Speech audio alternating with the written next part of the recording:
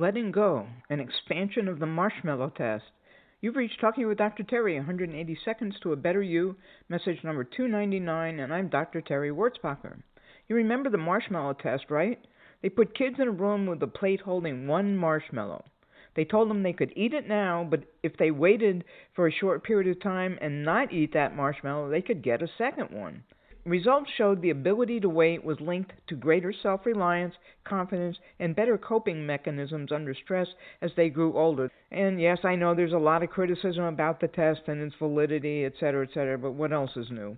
It was meant to measure a child's ability to delay gratification. How many of us would pass that today? I wish they'd do a similar test where the researcher could come right back in and take the marshmallow away. See how that went. You could do your own study, though. Make it simple. Maybe even use a marshmallow. This should be a good place to start since marshmallows are probably not part of your binge food list. Maybe they are, I don't know. Anyway, I don't think missing them will be playing nasty on your craving centers.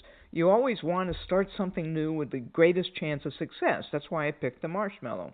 Buy a small bag of marshmallows, but get the real ones, not the baby size. Some of this is a visual thing. Add one or even two of them to your plate at a meal when you're most likely to be the hungriest. That's different for each of you, so I didn't pick a specific meal. Before you eat the meal, sit there and contemplate eating that marshmallow. This might be a little tough at breakfast, though. Anyway, that's why I want you to be the hungriest, so that your contemplation will mean more.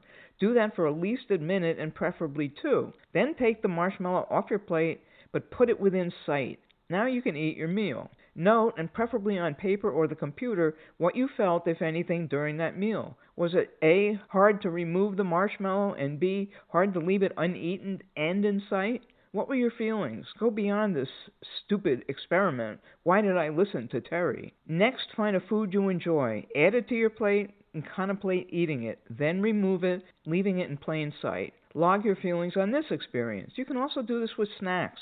If you normally eat ice cream in the evening, fill your bowl with the usual amount. Then take a scoop out and put it back in the container. How did that go? How did it feel? Did you feel a loss? Deprived? Treated unfairly even though it was you doing it? Don't worry, you can keep your reactions to yourself and you can always get more ice cream. You can take this even further if you live with someone. Fill up your ice cream bowl normally. Be careful not to cheat knowing what's coming. Then ask someone to take away some of your ice cream. You can define what that is. How do you feel now? These are all lessons in letting go. The point is to practice letting go. As with anything else, practice gives you the tools to help you through the same type of situation in the future.